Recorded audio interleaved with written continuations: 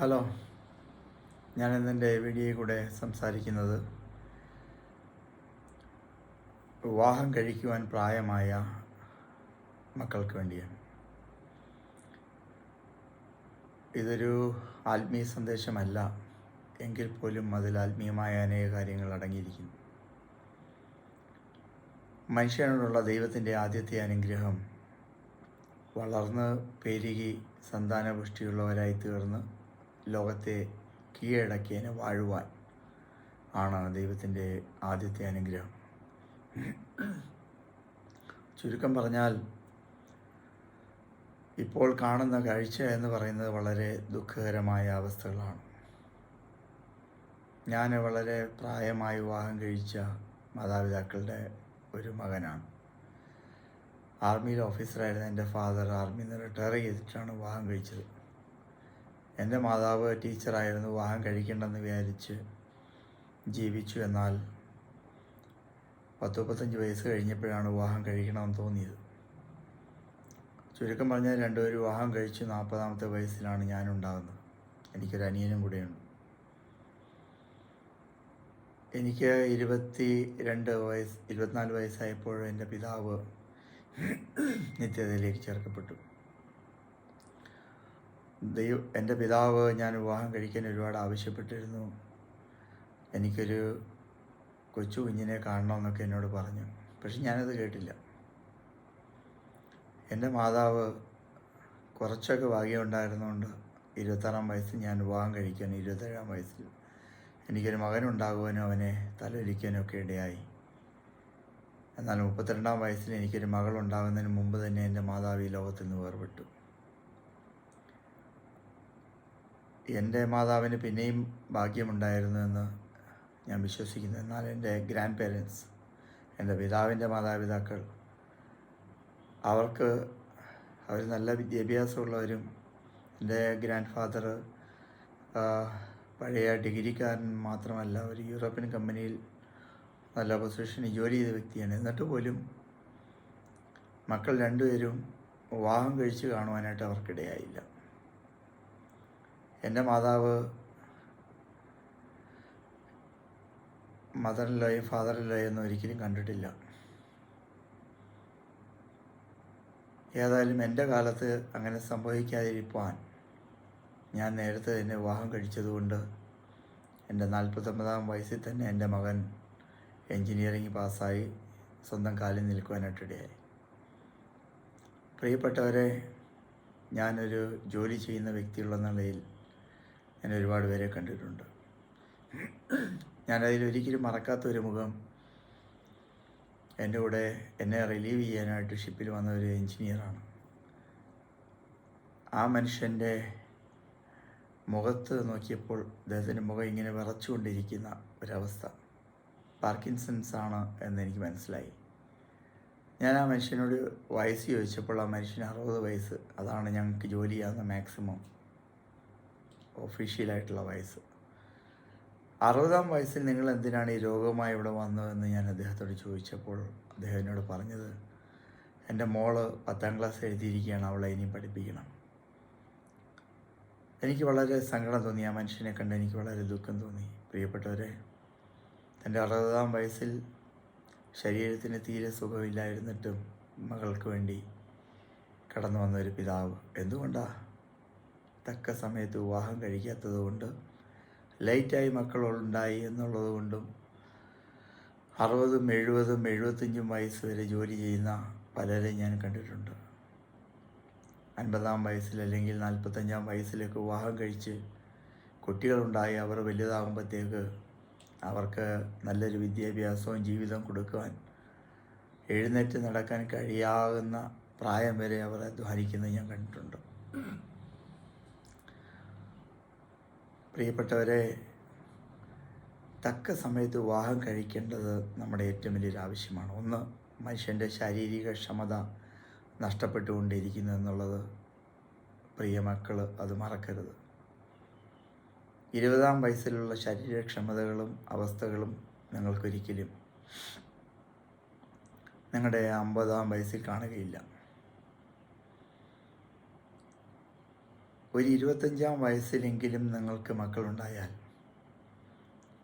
ആ കുഞ്ഞുങ്ങളുടെ മക്കൾ നിങ്ങളുടെ 50-ാം വയസ്സിൽ കാണുവാനായിട്ട് ഇടയാകും.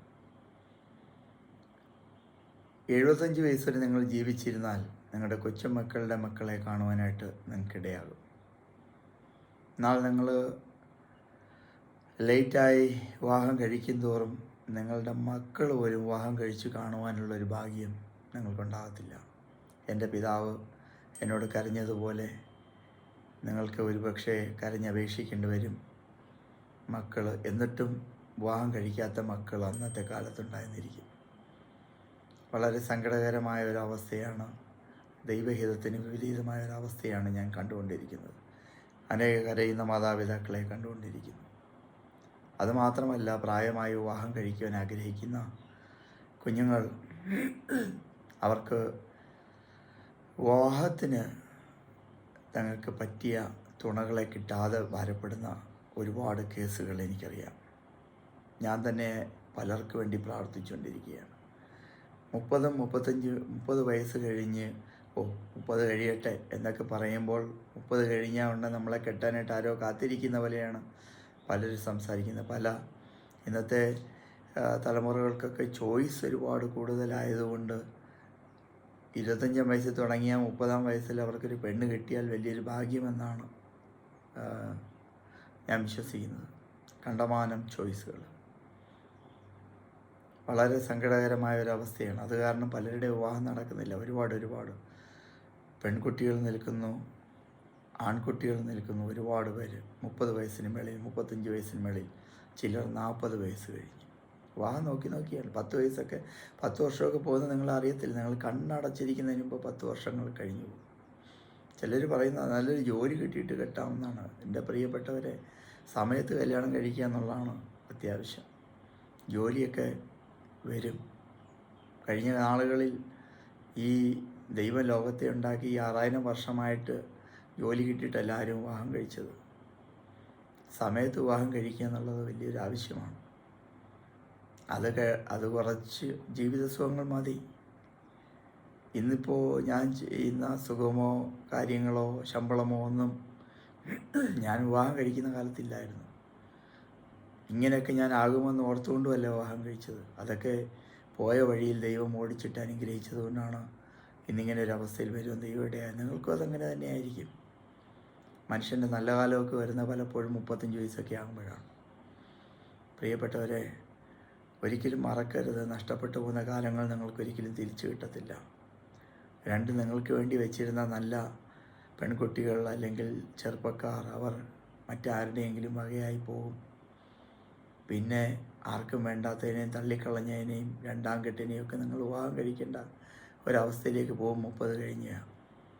അതുകൊണ്ട് പ്രിയപ്പെട്ടവരെ, തക്ക സമയത്ത് വിവാഹം കഴിക്കുക എന്നുള്ളത്, ഏറ്റവും കുറഞ്ഞത് വിദ്യാഭ്യാസം കഴിഞ്ഞ ശേഷം വിവാഹം കഴിക്കുക നിങ്ങൾ തയ്യാറാകണം. അപ്പോൾ മാത്രമേ നിങ്ങളുടെ ഭാവി തലമുറകളെ കണ്ട് സന്തോഷിച്ച് നിങ്ങൾക്ക് മരിച്ചു പോകുവാനായിട്ട് കഴിയുള്ളൂ. സംതൃപ്തിയോടെ മരിക്കണമെങ്കിൽ നിങ്ങൾ തക്ക സമയത്ത് വിവാഹം കഴിക്കുക തന്നെ വേണം. ഇന്നത്തെ കാലത്ത് മൾട്ടിപ്പിൾ പാർട്ട്നേഴ്സും ഒക്കെ ആയിട്ട് പല രീതിയിൽ ജീവിക്കാൻ ആഗ്രഹിക്കുന്ന ചെറുപ്പക്കാരാണ്. വിവാഹം കഴിക്കേണ്ട ആവശ്യമില്ലാത്ത ഒരു തലമുറയിലാണ് നാം ആയിരിക്കുന്നത്. പക്ഷേ ഇതിനൊക്കെ കരയുന്നൊരു കാലം വരുന്നു, ഒറ്റപ്പെടുന്നൊരു കാലം വരുന്നു, ആരും തിരിഞ്ഞു നോക്കാനില്ലാത്തൊരു കാലം വരുന്നു. അന്ന് നിങ്ങൾ കരയും. നിങ്ങൾക്കത് മനസ്സിലാകണമെങ്കിൽ നിങ്ങൾ ആശുപത്രികളിൽ പോകണം. ഞാൻ ഈ ബിലീവേഴ്സ് ചർച്ചിലൊക്കെ പോകുമ്പോൾ ഞാൻ കൂടുതൽ കാണുന്ന കാഴ്ചകൾ, എഴുന്നേറ്റ് നടക്കാൻ വയ്യാത്ത പിതാവിനെ വീൽചെയറിൽ തള്ളിക്കൊണ്ടുവരുന്ന അമ്മച്ചിമാരെ കൈപിടിച്ച് കഷ്ടപ്പെട്ട് നടത്തിക്കൊണ്ടുവരുന്ന പിതാക്കന്മാരെയൊക്കെ ഞാൻ കണ്ടുകൊണ്ടിരിക്കുക. മക്കളൊക്കെ പഠിച്ചു പുറത്തു പോയി, അവർക്ക് പരസ്പരം താങ്ങായിട്ട് അവർ മാത്രമേ ഉള്ളൂ. അങ്ങോട്ടും ഇങ്ങോട്ടും താങ്ങിക്കൊണ്ടാണ് അവർ വരുന്നത്. മറ്റാരും കാണാത്ത ഒരവസ്ഥ. എന്നാൽ ഒറ്റയ്ക്ക് കിടക്കുന്നവൻ്റെ സ്ഥിതി എനിക്ക് പറയാൻ പോലും കഴിയത്തില്ല. കിടന്നു പോയാൽ, ഒരു പനി വന്നാൽ ഒരു ചായ പോലും അനത്തിത്തരാൻ ആരും കാണത്തില്ല. സ്വത്തൊക്കെ ഉണ്ടെങ്കിൽ ചിലപ്പോൾ ആരെങ്കിലും കണ്ടെന്നിരിക്കും. പക്ഷേ ഇല്ലാത്തവൻ്റെ കാര്യം വളരെ പ്രയാസമായിരിക്കും. അതുകൊണ്ട് ഞാൻ ഈ തലമുറയോട് ബുദ്ധി ഉപദേശിക്കുവാൻ കർത്താവിൻ്റെ വേല ചെയ്യുന്ന ഒരു വ്യക്തി എന്നുള്ള നിലയിലും 2 മക്കളുടെ പിതാവ് എന്നുള്ള നിലയിലും അനേകം പേരുടെ ദുഃഖം കാണുന്ന ഒരു വ്യക്തി എന്നുള്ള നിലയിലും ഞാൻ അഭ്യർത്ഥിക്കുന്നു, തക്ക സമയത്ത് വിവാഹം കഴിക്കേണ്ടത് നിങ്ങളുടെ ജീവിതത്തിൻ്റെ ഏറ്റവും വലിയൊരു ആവശ്യമാണ്. നീണ്ടുപോയാൽ ഞാൻ മുമ്പ് പറഞ്ഞതുപോലെയുള്ള കഷ്ടപ്പാടുകളും പ്രയാസങ്ങളും ദുഃഖങ്ങളും നിങ്ങൾ പ്രതീക്ഷിക്കാത്ത സമയത്ത് നിങ്ങളെ തേടി വരും. പിന്നെ തിരിച്ചു പോയി നിങ്ങൾക്ക് അതിന് സമയമില്ല. അതുപോലെ ദൈവദാസൻ എന്നുള്ള നിലയിൽ ഞാൻ നിങ്ങളോട്, പ്രത്യേകിച്ചും വിശ്വാസികളായുള്ളവരോട് പറയാനുള്ള ഒരു കാര്യം, വീഡിയോ ഇങ്ങനെ നീണ്ടു പോകുന്നതിൽ എനിക്ക് ഇഷ്ടമല്ല. അതുകൊണ്ട് എല്ലാം പറയണ്ട എന്നുള്ളൊരു ആഗ്രഹത്തോടു കൂടിയാണെങ്കിലും പറഞ്ഞേ പറ്റുകയുള്ളൂ. ദൈവമക്കൾ വിവാഹത്തിന് കാത്തിരിക്കുകയാണെങ്കിൽ അവർ ചെയ്യേണ്ടത് ഒരിക്കലും, ഒന്ന്, അവർക്ക് മാതാപിതാക്കളല്ല അവരുടെ ഇണകളെ തിരഞ്ഞെടുക്കേണ്ടത്.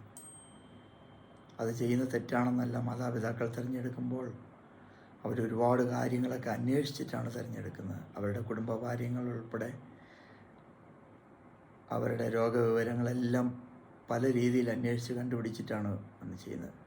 സ്വയം തിരഞ്ഞെടുക്കുന്നതിലും ഒക്കെ നല്ലത് മാതാപിതാക്കൾ തിരഞ്ഞെടുക്കുന്നത് തന്നെയാണ്. എന്നാൽ അങ്ങനെയല്ല അത് വേണ്ടത്. നിങ്ങൾ സ്വയം തിരഞ്ഞെടുക്കാമോ? ഇല്ല. വേദപുസ്തകം പറയുന്നു, അവർക്ക് ബോധിച്ചവരെ അവർ വിവാഹം കഴിച്ചു.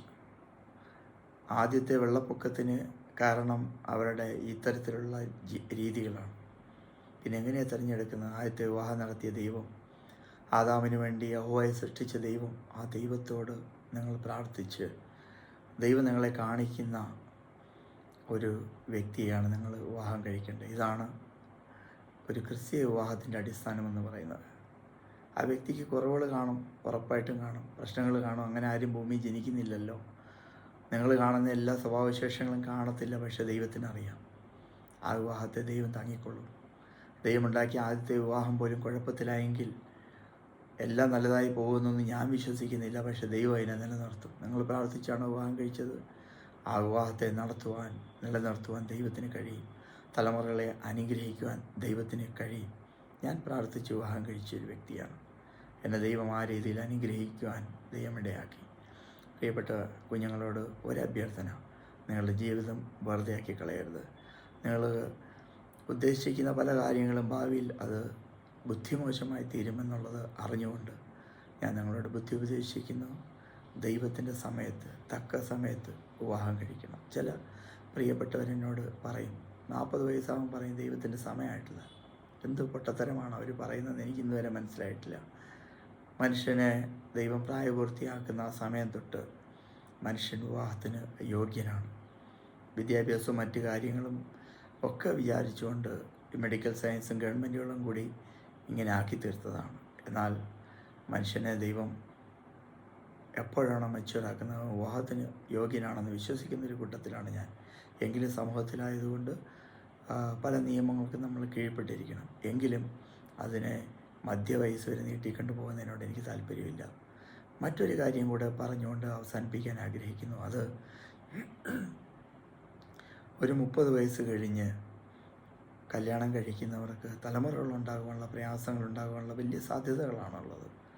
പെൺകുട്ടികളുടെ ശരീരത്തെക്കുറിച്ച് ഞാൻ പഠിച്ചെടുത്തോളം ചെറിയ കാര്യങ്ങൾ, ചെറിയ വ്യത്യാസങ്ങൾ പോലും, ഇവൻ അമിതവണ്ണമാകാം, ഹീമോഗ്ലോബിൻ ശരീരത്തിൽ കുറയുന്നതാകാം, ചെറിയ ചെറിയ വ്യത്യാസങ്ങൾ പോലും അവർക്ക് പ്രഗ്നൻ്റ് ആകുവാൻ തടസ്സം നിൽക്കുന്ന ഒരു കാര്യം എനിക്കറിയാം. പ്രത്യേകിച്ച് വിവാഹം കഴിഞ്ഞ് തലമുറകൾ ഇപ്പോൾ വേണ്ട, 2 വർഷം കഴിയട്ടെ, 3 വർഷം, ദൈവത്തിൻ്റെ സമയം കഴിഞ്ഞു പോയി. പ്രിയപ്പെട്ടവരെ, നിങ്ങൾ ആഗ്രഹിക്കുന്ന സമയത്ത് നിങ്ങൾക്ക് തലമുറകളുണ്ടാകത്തില്ല.